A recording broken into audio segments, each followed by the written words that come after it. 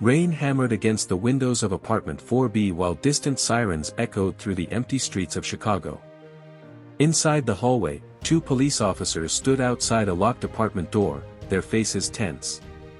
A worried neighbor clutched her robe tightly around herself as she whispered, "Something happened in there." "I know it." One of the officers nodded before forcing the door open. The apartment was eerily quiet. The television flickered softly in the corner of the living room. A cup of tea sat untouched on the kitchen counter, steam long gone cold. Then the officers saw her. Vanessa Cole lay motionless on the floor beside a shattered coffee table. A single red rose rested near her hand. And beside her body was a handwritten note containing 3 chilling words. "You made me." The entire room fell silent.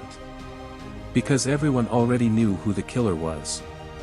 The terrifying part was, Vanessa had once loved him. Vanessa Cole was 27 years old, compassionate, ambitious, and known for always putting others before herself.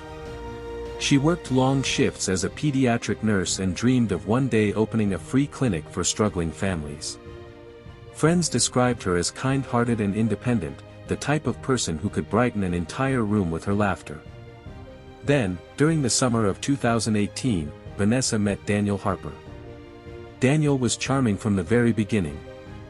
He walked into the luxury dealership where Vanessa's friend worked, wearing an expensive suit and carrying himself with effortless confidence.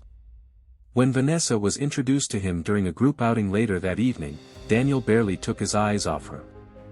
"You have the most beautiful smile I've ever seen," he told her. Vanessa laughed softly. "That line probably works on everybody." Daniel smiled. "Not everybody matters." At first, their relationship felt perfect.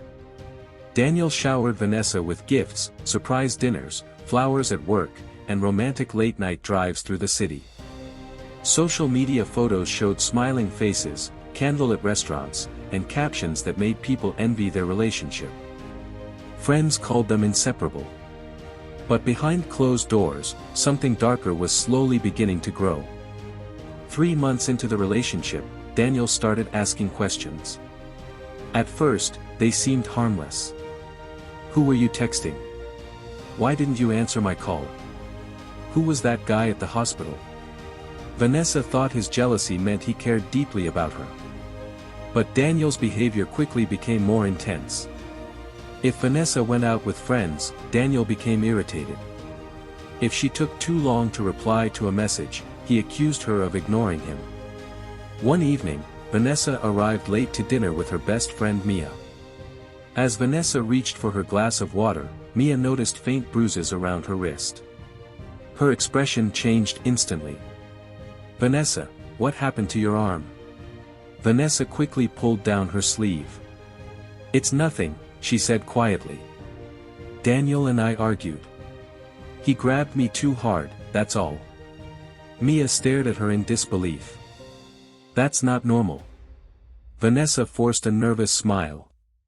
"He just gets emotional sometimes." But Mia felt something was deeply wrong. Because abuse rarely starts with violence. It begins with control. As months passed, Daniel became obsessed with Vanessa's every move. He demanded her phone password. He checked her social media constantly. Sometimes Vanessa would wake up in the middle of the night to dozens of unread messages. "Where are you? Who are you with? Answer me right now." Vanessa slowly began distancing herself from family and friends. The once cheerful woman now looked exhausted all the time. Still, she defended Daniel whenever people questioned his behavior.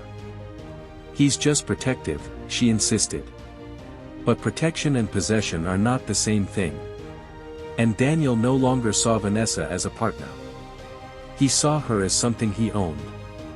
Everything exploded one night in October 2019. Vanessa attended a coworker's birthday party at a downtown restaurant. Daniel wasn't invited. But he showed up anyway. At first, he acted calm as he walked through the crowded restaurant searching for Vanessa. Then he spotted her laughing beside one of the male doctors from the hospital. The expression on Daniel's face changed instantly. He stormed across the room. "So this is what you do behind my back," he shouted. The restaurant fell silent. Vanessa stood up quickly. "Daniel, stop." But he shoved the doctor backward and slammed a glass bottle against the wall. People screamed. Glass shattered across the floor. Vanessa looked horrified as restaurant staff rushed to separate them. Police arrived minutes later, but Vanessa begged them not to arrest Daniel. "It was just an argument," she whispered shakily. But deep down, she was beginning to realize something terrifying. Daniel was becoming dangerous. By early 2020, Vanessa finally decided to leave him. She secretly searched for a new apartment and stopped answering Daniel's constant phone calls. Then one cold February evening, she ended the relationship completely. Daniel stared at her in disbelief. "You're serious?" he asked quietly. "Yes," Vanessa replied. "I can't do this anymore." At first, Daniel cried. Then he begged. "I'll change, Vanessa. Please don't do this." But when Vanessa refused, his entire demeanor shifted. His voice became cold. "If you leave me," he said slowly, "you'll regret it." Vanessa immediately blocked his number. But Daniel refused to let go. Flowers began appearing outside her apartment door. Emails arrived from fake accounts. Voicemails filled with desperate apologies quickly turned into threats. "You belong with me. You think another man will love you like I do? I'm watching you." Vanessa became frightened enough to document everything. She even told co-workers she feared Daniel might hurt her someday. Sadly, nobody realized how serious the threat truly was. On March 14, 2020, Vanessa finished her hospital shift around 9:30 p.m. Security cameras showed her entering her apartment building alone. At 10:17 p.m., neighbors heard shouting coming from inside apartment 4B. Then a loud crash. Then silence. The next morning, Vanessa failed to show up for work. That immediately alarmed her co-workers because Vanessa never missed shifts without warning. Calls went unanswered. Texts remained unread. Finally, police were sent to check on her.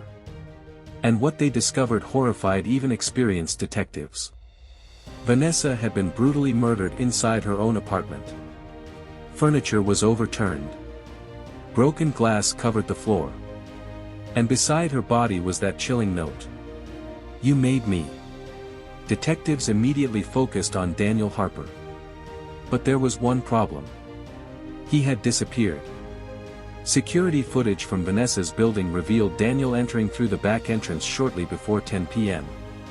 Minutes later, he was seen leaving in different clothes, walking quickly with his hood pulled low over his face. The manhunt instantly became national news. Meanwhile, investigators uncovered disturbing evidence on Daniel's computer. Search history included phrases like, "How long before police trace a phone?" "Crimes of passion sentencing." "How to disappear after murder." Suddenly, detectives realized this wasn't a crime committed in a moment of rage. It had been planned. Daniel had become consumed by obsession. The woman he once claimed to love had become the target of his anger, control, and entitlement. 5 days later, police received a tip about a man hiding inside a roadside motel nearly 200 miles away. Before dawn, officers surrounded the building. Inside the dimly lit room, Daniel sat silently on the edge of the bed watching news coverage of Vanessa's murder. When officers entered, he barely reacted. During interrogation, Daniel cried repeatedly. "She pushed me too far," he claimed. But detectives weren't convinced. Especially after discovering he had purchased gloves and cleaning supplies hours before the killing. This wasn't heartbreak. It was obsession. And obsession had turned deadly. The trial began the following year. Inside the courtroom, prosecutors revealed disturbing text messages, threatening voicemails, and witness testimonies describing Daniel's escalating behavior. Vanessa's best friend Mia fought back tears as she spoke to the jury. She was scared of him, she whispered.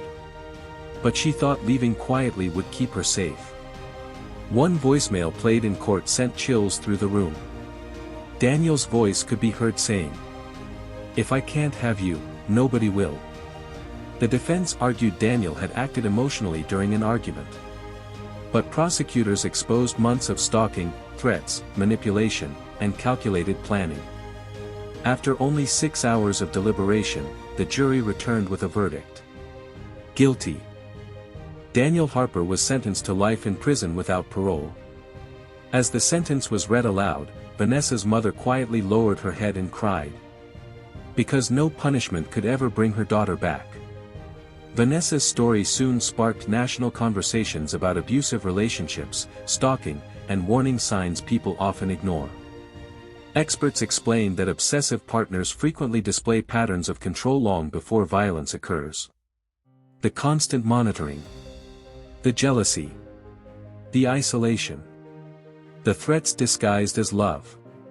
But many victims stay because they remember the version of the person they first fell in love with.